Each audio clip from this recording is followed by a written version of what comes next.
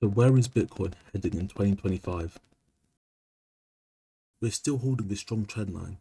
This is significant as prices reacted strongly each time it came across it, namely in these areas.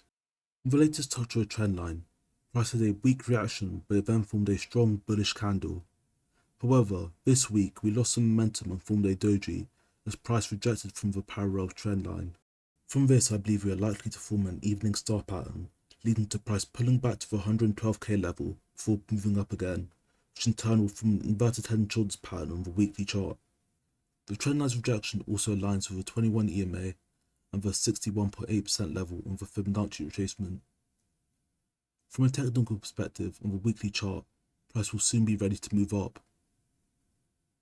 I believe Bitcoin will be able to hit either the 135k level or 152k level, because if we plot the Fibonacci retracement from the high to the local bottom, we'll get the 161.8% level, the 261% level, which aligns with the 135k and 152k level. On the daily, we have already formed an inverted head and shoulders pattern.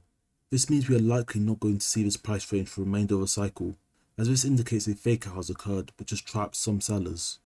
From the FOMC meeting, we received a 0.25% rate cut.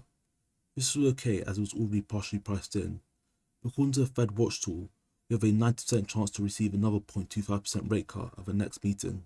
This is why I suspect we'll see a pullback into a rally into a new all-time high. The global liquidity index has made a new all-time high. This is important as Bitcoin's price is closely correlated to it. This is because as liquidity expands, the dollar weakens, increasing Bitcoin's price. Also, investors' risk appetite tends to increase as well, making Bitcoin more appealing as an investment.